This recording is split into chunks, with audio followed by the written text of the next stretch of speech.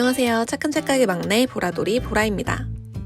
유기농 재료에 대한 강경한 수요로 100% 유기농을 향해 가는 말메시의 이야기를 기억하시나요? 저는 말메시의 이야기에서 수요가 공급을 창출했다라는 대목을 읽은 후로 세상을 조금은 새롭게 바라보게 되었어요. 어떠한 일이 되었든 여럿의 목소리가 모이면 긍정적인 변화가 일어날 수 있다는 아주 좋은 선례를 보았기 때문일까요? 오늘은 그처럼 확고한 신념을 가지고 살아가는 또 다른 곳의 이야기를 들려드릴게요. 바로 프랑스 남서부에서 실천하는 어업 방식에 관한 이야기입니다. 그럼 함께 읽어보겠습니다.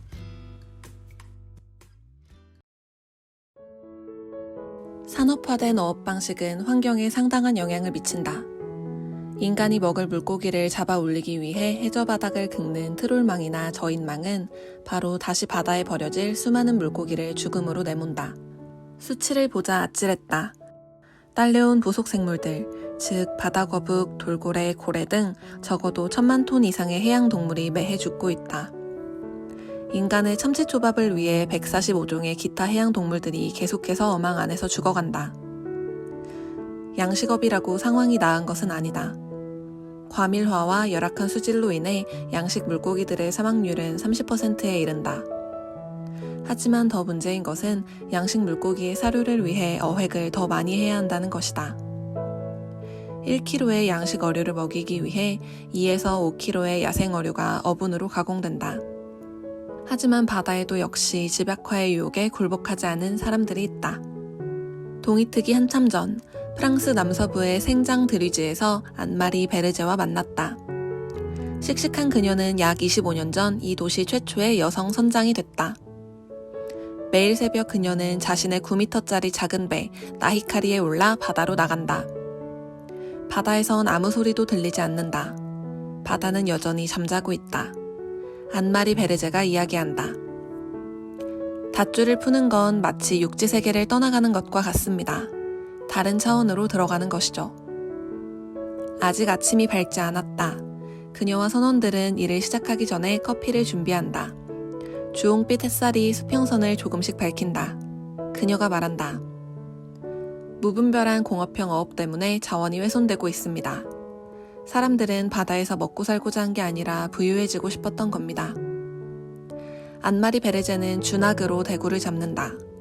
준악 어획은 생물 다양성을 보존하는 어류 친화적 어획 방식이다. 준악은 여러 개의 낚시를 단 낚싯줄로 정어리 등의 미끼를 낚시에 끼워 쓴다. 대구 잡는 준악에는 대략 400개에서 600개의 낚시가 달립니다. 아주 뛰어난 품질의 물고기를 얻을 수 있는 방법입니다. 대구들이 전부 산채로 올라오니까요. 다치지 않는 것이죠. 어부들이 준악을 내린다. 드디어 바다에 해가 밝았다. 갈매기들이 배 주변을 빙빙 돈다. 파도가 거세다. 안마리 베르제와 선원들은 다시 준악을 거두기 시작한다. 첫 번엔 물고기가 한 마리도 잡히지 않았다. 그녀가 탄식한다. 뭐야, 어제 다 잡아간 건가? 그러고는 내게 웃으며 말한다. 봐요, 가끔은 고기잡이치고 너무 친환경적이라니까요. 드디어 첫 대구다. 70cm가량의 반지르르한 대구다. 안마리 베르제는 대구를 낚시해서 빼낸다. 대구는 여전히 생명력이 넘친다. 이 어획 방식에서는 모든 물고기를 중요시합니다. 팔 수 있는 물고기도 있지만 만약 너무 작은 물고기가 잡히면 다시 바다로 놓아주죠. 가끔은 낚싯줄 끝에 작은 쏨뱅이나 점상어가 잡힐 때도 있다. 그러면 곧바로 바다에 놓아주어 심해로 돌아가게 한다. 이런 방식에선 쓸모없는 어획도 없고 죽어 버려지는 물고기도 없다. 남획은 우리 같은 배에서 하는 게 아니라 트롤선, 저인망, 어선에서 하는 겁니다. 우리 아이들과 아이들의 아이들, 또 그 다음 세대들이 계속해서 물고기를 먹을 수 있도록 해야 합니다. 우리는 명백한 사실을 인정해야만 합니다. 오늘날의 어획 방식은 파괴적이고 버려지는 것이 너무 많습니다. 안마리 베르제는 몇 년 전부터 투쟁해왔지만 성과라 할 것은 없었다. 그녀가 분한 듯 격앙된 목소리로 이야기한다. 정부는 수익에만 관심이 있습니다. 우리 같은 소규모 사업장들의 경우엔 당연히 매출이 크진 않지만 그래도 수익성이 있고 공업형 어업과는 달리 이로운 효과를 냅니다. 하지만 정부는 공업형 농업을 장려하듯 생물 다양성을 훼손하는 어업을 장려하죠. 전통 방식 어업이나 소규모 어업보다요. 점심때쯤 우리는 생장 드리즈 항구로 돌아왔다. 오늘 잡은 물고기들은 바로 경매장으로 가져가 판다. 안마리 베르제의 어업 방식은 의심할 바 없이 지구를 지키는 데 기여하지만 과연 수요를 충당할 수 있을까?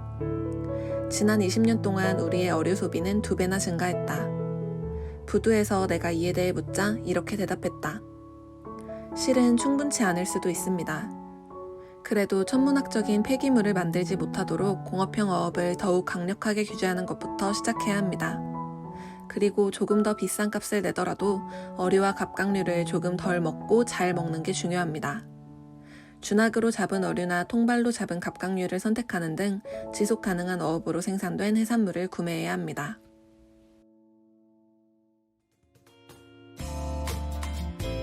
사람들은 바다에서 먹고 살고자 한 게 아니라 부유해지고 싶었던 겁니다.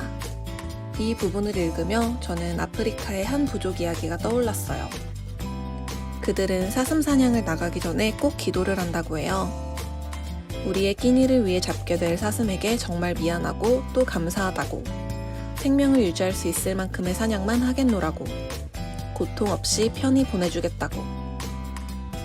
땅 위에서는 공장형 축산과 농업이, 바다에서는 공업형 대규모 어획 방식이 생태계를 파괴하는 것을 보면서 우리는 너무 많은 것을 누리면서도 감사함은커녕 더 파괴하지 못해 안달난 무시무시한 포획자가 아닐까 생각하게 됩니다. 그럼 다음 시간에 이어서 읽어보도록 하겠습니다. 감사합니다.